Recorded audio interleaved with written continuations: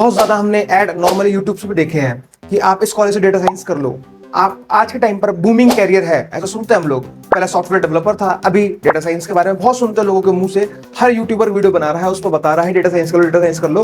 तो क्या रियली में डेटा साइंस एक वर्थ इट कोर्स है? तो आज हम इस वीडियो में समझेंगे क्या रोड मैप है उसका और आपको क्या क्या करना चाहिए। टिल द एंड तक मैं गाइड करूंगा। तो कोई भी चीज समझ में ना आए तो कमेंट जरूर कर देना और वीडियो को एंड में जरूर देखना, क्योंकि एंड में मैं 4 चीजें ऐसी बताऊंगा जो आपको फॉलो जरूर करनी है। अगर आपने वो फॉलो कर लिया तो आई एम श्योर आपका प्लेसमेंट और आपकी जॉब बहुत ही अच्छी लगेगी। तो वीडियो को किन पार्टों में डिवाइड कर रखा है वो समझते हैं। पहला पॉइंट हमारा होगा कि डेटा साइंस क्या होता है, बिजनेस एनालिस्ट क्या होता है और डेटा एनालिस्ट क्या होता है, क्या ये सभी अलग अलग है। सेकंड पॉइंट हम डिस्कस करेंगे कि इनकी रियल में अभी कोई जॉब अपॉर्चुनिटीज है ही कि सिर्फ हवा में बातें कर रहा हूं मैं कि डेटा एनालिस्ट कर लो, कोर्स है, ये प्रोवाइड कर रहे हैं, वो प्रोवाइड कर रहे हैं, या मैं प्रमोशन कर रहा हूं, कि ऐसा भी है कि रियल में जॉब है भी इस दुनिया में।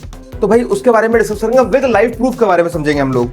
देन आते हैं कि डेटा साइंटिस्ट क्या आपके लिए बढ़िया चॉइस है, कि सिर्फ पैसा देख के और कि बूमिंग कैरियर है इस वजह से आप इस जॉब को चूज कर लो, क्या आपके लिए वर्थ इट है? तो वो हम समझेंगे। देन हम आते हैं कि इसका रोड मैप क्या होगा। आपको बिल्कुल स्टार्टिंग से, मैं मानता हूं आप जीरो हो, आपको ना कोडिंग आती है ना कुछ आती है, तो आप जीरो से एडवांस लेवल तक कैसे जाओगे पूरा पाथ डिस्कस करेंगे। एंड लास्ट में उन 4 पॉइंट के बारे में डिस्कस करूंगा जो आपके प्लेसमेंट कराने में 100% सक्सेसफुल होंगे। तो वीडियो को शुरू करते हैं, वीडियो को एंड तक देखना मेरे भाई लोगों। तो सबसे पहले समझते हैं हम लोग कि डेटा साइंटिस्ट, डेटा एनालिस्ट और बिजनेस एनालिस्ट ये सब क्या होते हैं। तो अगर मैं डेटा एनालिस्ट की बात करूं तो क्या होता है, इसको मोटे मोटे शब्दों में समझते हैं। आपने यूट्यूब देखा है, अगर जो एक यूट्यूब क्रिएटर होता है या जो इंस्टाग्राम चला रहा है, तो आपने देखा होगा उन सब पे ग्राफ बन के आते हैं कि आपकी कौन सी वीडियो कितनी देखी जा रही है, कितने एज ग्रुप के लोग देखे जा रहे हैं। अच्छा, इसको थोड़ा सा और डिस्क्रिप्टिव वे में समझें। जैसे इंस्टाग्राम हम लोग चलाते हैं, तो इंस्टाग्राम जब हम स्क्रॉल करते हैं, अगर मैं आर्मी से रिलेटेड वीडियो देख रहा हूं तो मेरे पर इंस्टाग्राम के थ्रू आर्मी की वीडियो ही सजेस्ट होंगी और मेरे बार बार रील के सेक्शन में बार बार आर्मी की ही वीडियो आएंगी। कोई अगर कॉमेडी वीडियो ज्यादा देख रहा है, जैसे एमजीओ टाइप की होती है, जो कॉमिक्स टाइप की वीडियोस होती है, जो वो ज्यादा देख रहा है, तो आपके सजेशन में वही आएंगी। जैसे यूट्यूब पे अगर आपने गेम ऑफ थ्रोन्स सर्च कर दिया और गेम ऑफ थ्रोन्स के आपने 5-6 वीडियोस देख ली ना, तो आपके शॉर्ट्स में फिर गेम ऑफ थ्रोन्स की वीडियो ही आएंगी। ये पूरा काम होता है डेटा के जरिए। ये जो डेटा आपका मैनेज किया जाता है, डेटा देखा कि आपको किस चीज में इंटरेस्टेड हो तो आपको वही चीज सजेस्ट की जाएगी। इस पर पूरा गूगल से लेके हर चीज डिपेंड होती है। आपने बहुत देखा होगा, आप गूगल पे सर्च करो जस्ट कि एसी कितने प्राइस की है, तो आप सच में देखना इंस्टाग्राम पे आपके एसी का ऐड आने लगेगा। अरे उससे पता क्या चल गया सर, आपका डेटा एनालाइज किया जाता है और आपको वही सजेस्ट की जाती है। इससे जो कंपनी होती है उसकी सेल्स तो बढ़ती ही बढ़ती है, कस्टमर की भी चीजें सॉल्व होती हैं। कस्टमर को सिर्फ वही दिखाया जाता है जो कस्टमर देखना चाहता है, जो चीजें नहीं देखना चाहता वो हटा दी जाती हैं।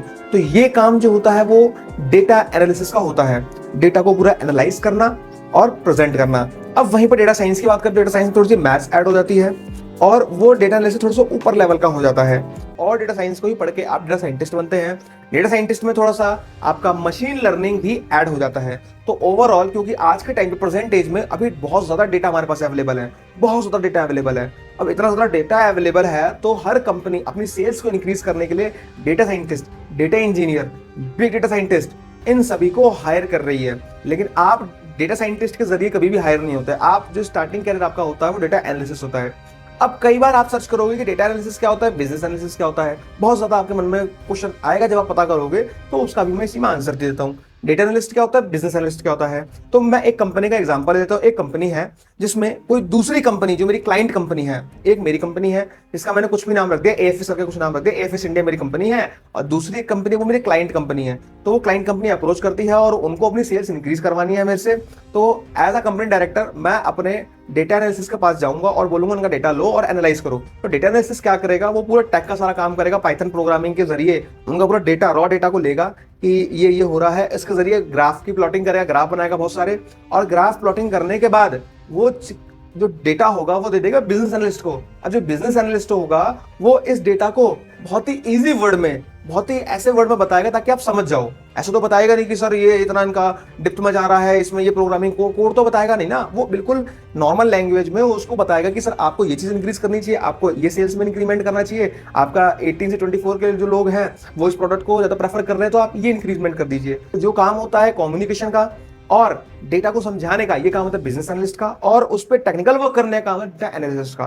तो आई होप आपको इन दोनों में बिल्कुल अंतर समझ में आ गया होगा। तो अब बात करते हैं कि जॉब अपॉर्चुनिटी, क्या इसकी जॉब अपॉर्चुनिटी अवेलेबल है। तो देखो आपके सामने फोटो आएगी, देखना। तो आप इसको देखो ध्यान से। जो डेटा एनालिस्ट की सैलरी है वो नियर अबाउट 4 से 5 लाख पर एनम होती है। लेकिन वही मैं डेटा साइंटिस्ट की बात करूं तो इसका जो एवरेज पैकेज होता है 1 साल का, नॉर्मली 8 से 12 लाख तक का होता है पैकेज। अगर वही बात मैं करता हूं 5 साल तक का एक्सपीरियंस, तो इनकी सैलरी 20 लाख प्लस जाती है। और वहीं 10 साल का एक्सपीरियंस अगर मैं मान लेता हूं तो इनकी सैलरी 30 लाख पर एनम तक बहुत आराम से पहुंच जाती है। तो जॉब अपॉर्चुनिटीज बहुत सारी अवेलेबल है। सिर्फ आप हायरएक्ट या naukri.com या किसी भी जॉब पोर्टल पर डेटा साइंस डाल के देख लो, आपको दिख जाएगा कि कितनी वैकेंसीज अवेलेबल है।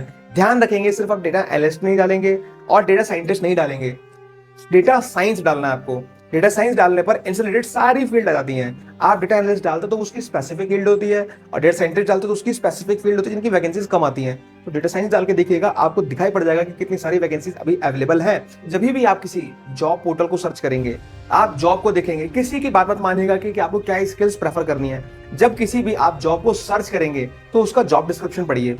जॉब डिस्क्रिप्शन देखिए ध्यान से, तो क्या दिखाई पड़ेगा आपको? पाइथन मांगी जाती है, आपको अदर स्किल्स मांगे, बोला कि 4 से 5 साल आपके पास एक्सपीरियंस होना चाहिए।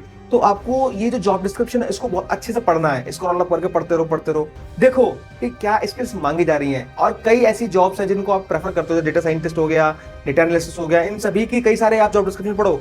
इनमें जो कॉमन एक्सपीरियंस निकले, जो कॉमन क्वालिफिकेशन होती हैं, उसको आप नोट डाउन कर लो और उस पर वर्क करो।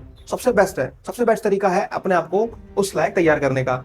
ठीक है, तो जॉब अपॉर्चुनिटीज भर भर के हैं। और कई बच्चों के मन में प्रश्न आ रहा होगा कि एआई क्या इस जॉब को रिप्लेस कर लेगी? तो हाँ जी सर, डेटा एनालिसिस को तो एक बार रिप्लेस कर सकती है, लेकिन अगर आप डेटा साइंटिस्ट हैं और आप अगर रॉ डेटा को एमएल इन सब में कन्वर्ट कर रहे हैं तो सर आपकी जॉब बिल्कुल भी रिप्लेस नहीं होगी।